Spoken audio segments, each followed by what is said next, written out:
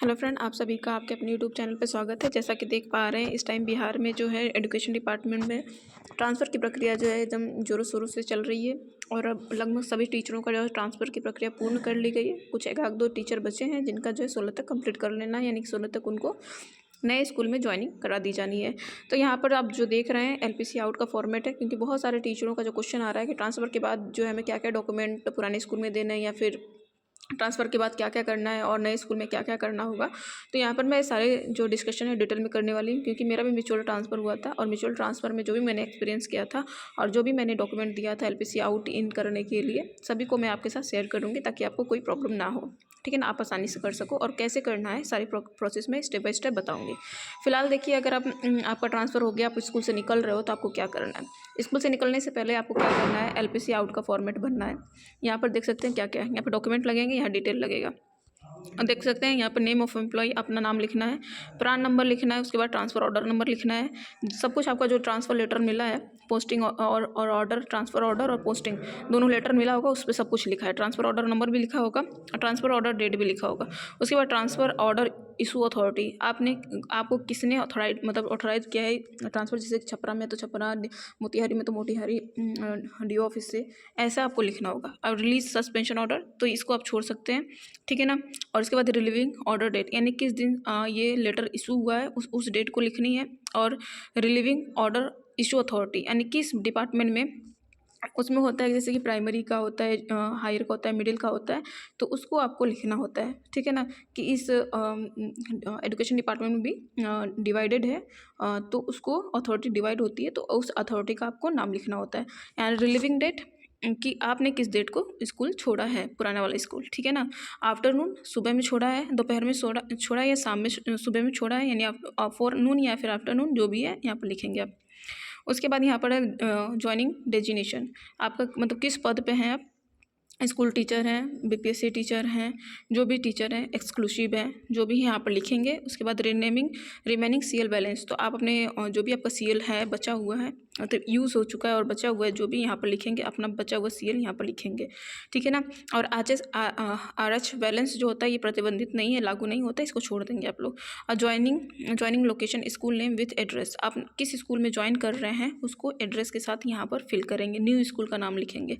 उसके साथ आपको इसके साथ साथ आपको क्या देना है, अटैच ट्रांसफ़र, जो भी ट्रांसफ़र ऑर्डर आया है उसको, और पोस्टिंग ऑर्डर को आप यहाँ पर इसके साथ फोटोकॉपी उसका अटैच करेंगे। यहाँ पर एचएम का भी सिग्नेचर चाहिए होता है और बीयू का भी सिग्नेचर चाहिए होता है। इसको लेकर आप क्या करेंगे, डीओ ऑफिस जाएंगे। डीओ ऑफिस में इसको देखिए, प्रोसेस तो ये कहता है कि आपको एचएम को देना है। एचएम क्या करेगा, डीओ ऑफिस में जब भी ऑर्डर मिलेगा डीओ ऑफिस से, आप वहाँ पर जाकर डीओ ऑफिस में सबमिट करेंगे, तो आपका एचआरएमएस पोर्टल पे अपडेट कर दिया जाएगा कि आप यहाँ से लॉग आउट हो चुके हैं। आप नए जहाँ भी ट्रांसफ़र हुआ है वहाँ पर लॉग इन हो जाएगा। जैसे एलपीसी आउट वहाँ से हो चुका है, और जहाँ नए स्कूल में जाएंगे वहाँ एलपीसी इन हो जाएगा।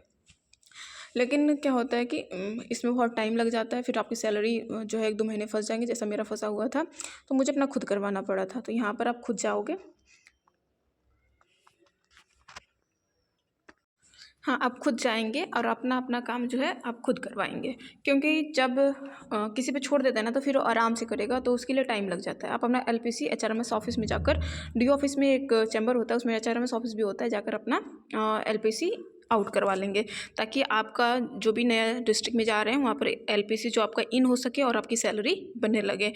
मतलब सैलरी तो बनती है, हालांकि मिलने में टाइम लग जाता है, लेट हो जाता है। तुरंत सैलरी चाहिए जिसको पैसे की प्रॉब्लम है, तो जाकर क्या है, अपना एलपीसी आउट करा कर ही उस पुराने ज़िले से नए ज़िले में, नए पुराने स्कूल से नए स्कूल में ज्वाइन करें।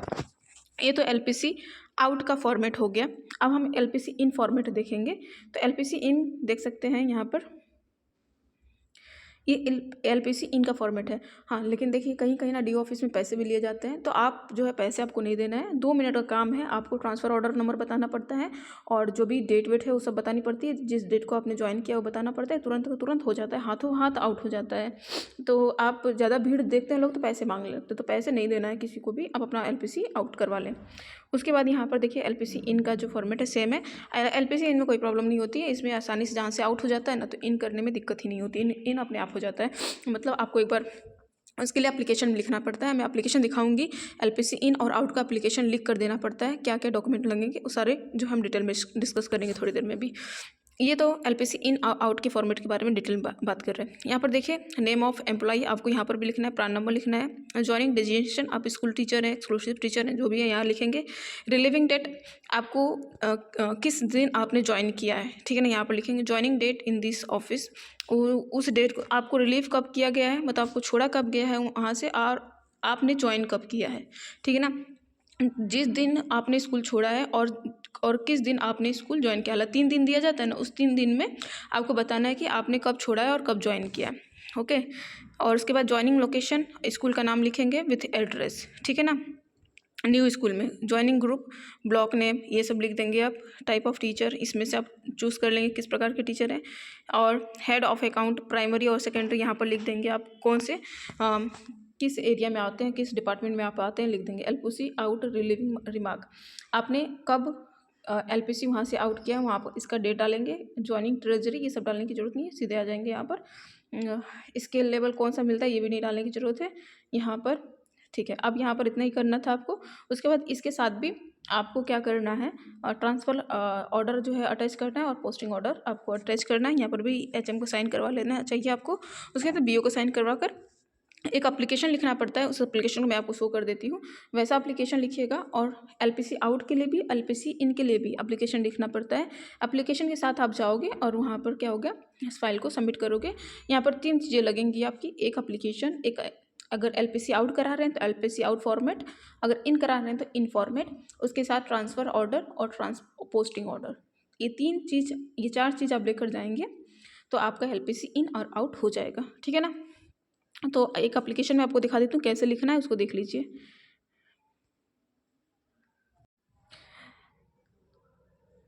ये देख सकते हैं, ये जो है एप्लीकेशन है, इसमें जो साफ साफ लिखा हुआ है, जो भी इन्होंने पैड पे लिखवाया है, पैड पे लिखने की जरूरत नहीं, वाइट पेज लीजिएगा, वाइट पेज पे लिख लीजिएगा। इसमें लिखा है आपको जो भी ये सेवा में जिला कार्यक्रम पदाधिकारी स्थापना में ही लिखेंगे। ये भोजपुर का है तो भोजपुर में इन्होंने लिखा है। आप जो एलपीसी आउट का है, सेम एज एलपीसी इनका लिखा जाएगा। जो यहाँ पर भोजपुर से मान लो आप मोतिहारी जा रहे हो तो मोतिहारी के लिए लिखोगे, इन के लिए। मोतिहारी में इन कर रहे हो तो मोतिहारी में इन, और आप मोतिहारी में आउट कर रहे हो तो मोतिहारी आउट के लिए लिखेंगे, ठीक है ना। तो एलपीसी आउट करने के संबंध में, और वहीं पे हो जाएगा एलपीसी इन करने के संबंध में। अब लिखना क्या है, देखिए, निवेदन पूर्व कहना है कि मैं, अपना नाम लिखेंगे, विद्यालय, अध्यापिका, क्लास 9 10 की है तो क्लास 9 10, TRE 2 3 1 किस जिसका वो लिखेंगे। विषय लिखेंगे, किसके अध्यापक हैं आप, किसके पद पे हैं लिखेंगे, अंग्रेजी, हिंदी, साइंस जो भी है लिखेंगे, सोशल साइंस। उसके बाद पद पर या फिर किस जिले में है उसका नाम लिखेंगे, के अब विद्यालय का नाम लिखेंगे। यहाँ पर एड्रेस थोड़ी आ गया है, ओके। विद्यालय का नाम लिखेंगे जहाँ पर है, मैं कार्यरत हूँ, माध्यमिक शिक्षा, जो भी यहाँ पर देख सकते हैं, निदेशालय बिहार सरकार, पत्रांक जो आपसे ट्रांसफ़र हुआ है, किस दिन हुआ था उसका डेट लिखेंगे। आलोक में मेरा स्थानांतरण सारण जिला के उच्च, जैसे कि यहाँ का सारण से हुआ है, इनका सारण जिला में हुआ है, तो आप जिसमें आपका होगा उसमें आप लिखेंगे कि उच्च विद्यालय जलालपुर बाजार जे लिखा हुआ है यहाँ पर। फिर डेट देख सकते हैं, योगदान कर लिया है। और अतः उनसे निवेदन है कि एलपीसी आउट करने की कृपा करें ताकि मुझे नए पदस्थापित जिला से वेतन भुगतान की प्रक्रिया प्रारंभ हो सके। इसके लिए मैं आपका सदा आभारी रहूँगी। तो आपको क्या क्या देना है यहाँ पर देखते हैं, योगदान प्रतिवेदन देना है। उसके बाद एलपीसी आउट प्रपत्र, जिला अलॉटमेंट देना है। प्रान कार्ड दें चाहे नहीं दें, प्रान नंबर आप लिख दीजिएगा एप्लीकेशन के साथ, ठीक है। वहाँ पर प्रान लिखा, एलपीसी आउट पे आपका प्रान नंबर लिखा रहता है, उतना इशू नहीं होता है उसका। हालांकि प्रान कार्ड दे देंगे तो कोई इशू नहीं होगा। उसके साथ विद्यालय पद स्थापना और स्थानांतरण पत्र भी आप दे सकते हैं। तो ये एलपीसी इन का और आउट का सेम लिखा जाता है, बस थोड़ा सा जहाँ इन लिखना वहाँ आउट लिख देंगे। और जिस स्कूल से आ रहे हैं, जिस स्कूल में आपने ज्वाइन किया है, एलपीसी आउट का जो वहाँ पर लिखा है, जैसे यहाँ पर जिला कार्यक्रम पदाधिकारी स्थापना भोजपुर के लिए लिखा है आउट के लिए, तो इन के लिए कहाँ लिखेंगे। अगर मान लीजिए इसमें भोजपुर में इन कर रहे हैं तो उसके लिए लिखेंगे, भोजपुर के लिए लिखेंगे, मतलब भोजपुर के लिए ही लिखेंगे जहाँ पर इन कर रहे हैं। I hope you understand, okay. तो ये हो गया, फॉर्मेट हो गया। तो आई होप कि आपको समझ में आया होगा क्या क्या देना है आपको। योगदान प्रतिवेदन देना है, उसके साथ एलपीसी आउट प्रपत्र देना है, जिला अलॉटमेंट वाला पत्र देना है, और विद्यालय पद स्थापना यानी ट्रांसफ़र ऑर्डर और पोस्टिंग ऑर्डर दोनों का देना है। और प्राण कार्ड दें, प्राण नंबर दें चाहे नहीं दें, उससे कोई इफेक्ट नहीं पड़ता, क्योंकि एलपीसी आउट वाले फॉर्मेट में उस पर लिख दिया गया था। I repeat again it, okay. I hope you understand this all things. और मैं उम्मीद करती हूँ कि आपको अब कोई प्रॉब्लम नहीं होगी। और देखिए एलपीसी आप आउट और इन अपना खुद करवा लेते हैं तो ज़्यादा सही रहता है। आप वहाँ से ट्रांसफ़र जहाँ आपकी प्रक्रिया हो रही है उनसे करवा लेंगे तो आपकी सैलरी में कोई दिक्कत, मेन प्रॉब्लम सैलरी में आती है, क्योंकि सैलरी जो है लेट मिलता है, आपको मिलेगा लेकिन लेट मिलेगा, ठीक है ना। तो इसमें थोड़ी प्रॉब्लम आ जाती है। बाकी आई होप मैं इतना उम्मीद करती हूँ कि आपको समझ में आया होगा। धन्यवाद। आज के लिए बस इतना ही।